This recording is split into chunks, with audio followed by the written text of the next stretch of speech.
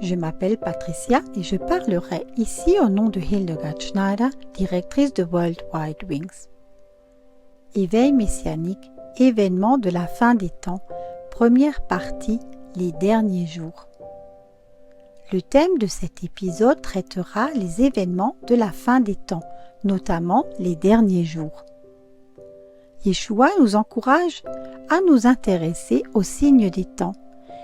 Il a dit aux pharisiens et aux sadducéens, « Quand le soir est venu, vous dites, temps serein, car le ciel est rouge feu. Et tôt le matin, temps orageux aujourd'hui, car le ciel est rouge feu et trouble. Vous savez bien juger de l'aspect du ciel, mais vous ne pouvez pas juger des signes des temps. » Matthieu 16, verset 2. À l'aide des Écritures, nous pouvons observer certains signes. Nous savons que nous vivons dans les temps de la fin, sachant que le terme de fin des temps ne figure pas dans la Bible. Il est toujours question des derniers jours, et seuls les croyants ont un concept des derniers jours à partir de la Bible. Les non-croyants ne croient pas que nous vivons les derniers jours de l'histoire du monde. Ils n'ont absolument aucune idée de l'existence de quelque chose comme les derniers jours. Beaucoup ressentent cependant l'énorme changement que traverse notre monde en disant que le monde est en train de s'écrouler. Il serait plus juste de dire qu'il s'agit des derniers jours de ce système maléfique, corrompu et déchu, et de la transition imminente vers un nouveau monde. La naissance de ce nouveau monde est précédée des douleurs de l'enfantement, Rev Lei Mashiach en hébreu, dont Yeshua parle dans Matthieu 24, verset 8. Tout cela n'est que le commencement de la fin, le début des douleurs de l'enfantement. Les douleurs de l'accouchement ne sont qu'un peu douloureuses au début, mais s'intensifient vers la fin jusqu'à devenir insupportables. Mais elles ne sont pas le but, c'est la naissance elle-même.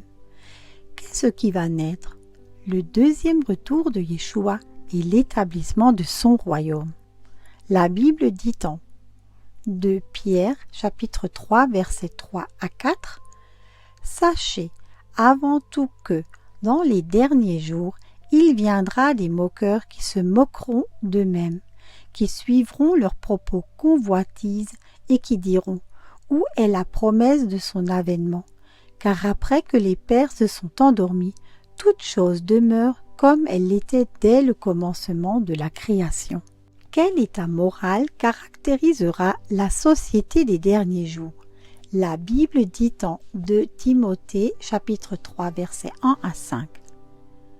Sache donc que, dans les derniers jours, il y aura des temps difficiles, car les hommes auront une grande opinion d'eux-mêmes, seront avides d'argent, fanfarons, orgueilleux, blasphémateurs, désobéissants, et à l'égard de leurs parents, ingrats, impies sans amour, irréconciliables, calomniateurs, intempérants, sauvages, ennemis du bien, traîtres, irréfléchis, enflés d'orgueil.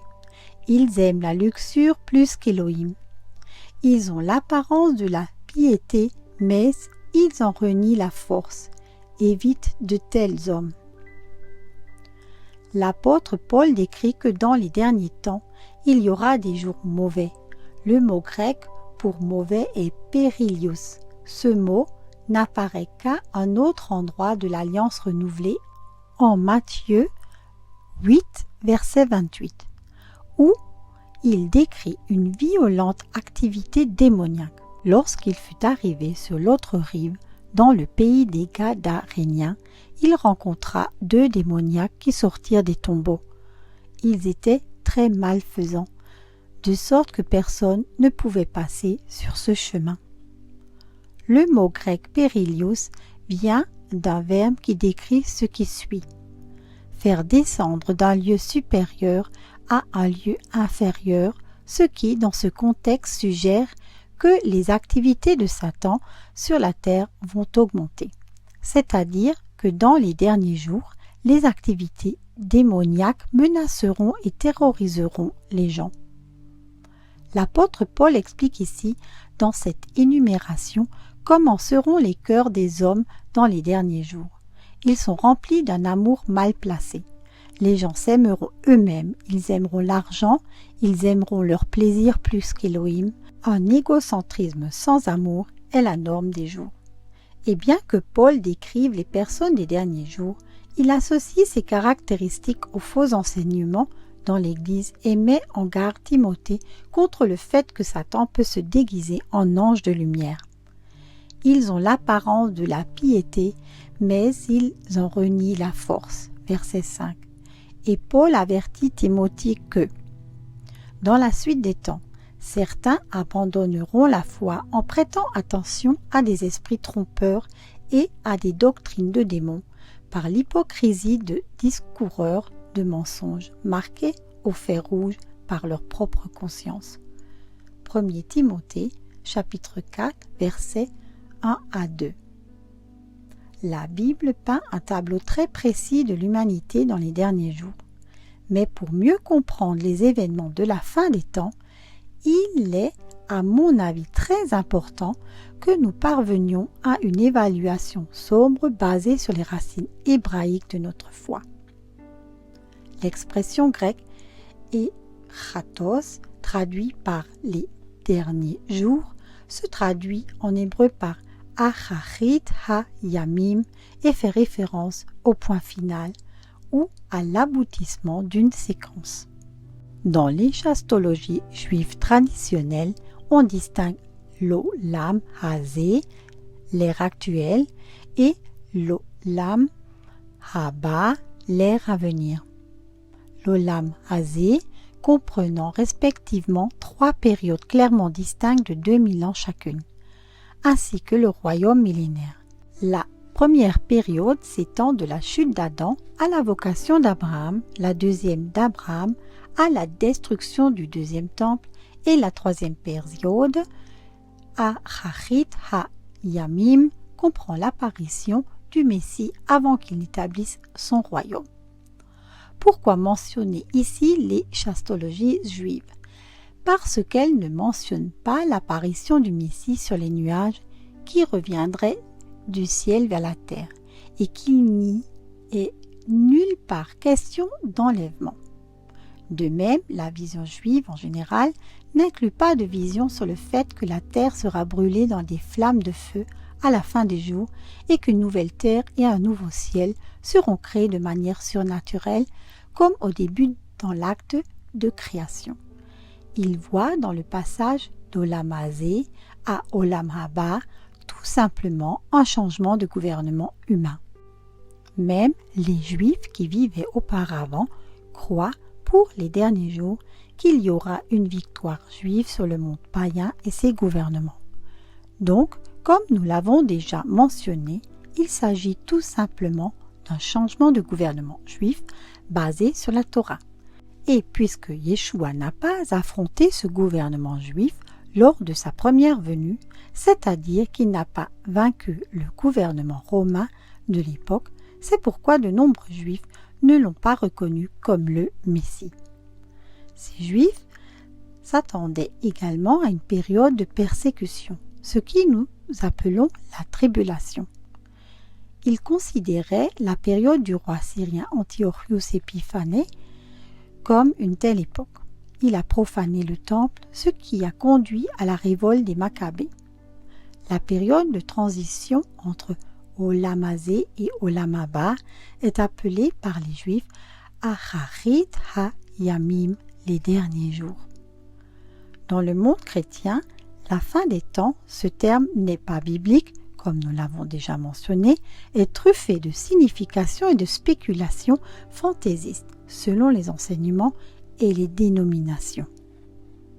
Dans la présentation de l'Olam Hazé et de l'Olam Haba, nous incluons naturellement, d'un point de vue messianique, la première venue du Messie qui est absente de l'échastologie juive, puisque les Juifs, à l'exception des Juifs messianiques, attendent toujours la première venue du Messie.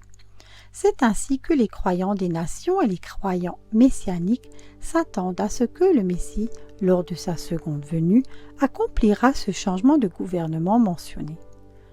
L'histoire humaine telle que nous la connaissons jusqu'à présent prendra fin et sera remplacée par un royaume et un roi divin.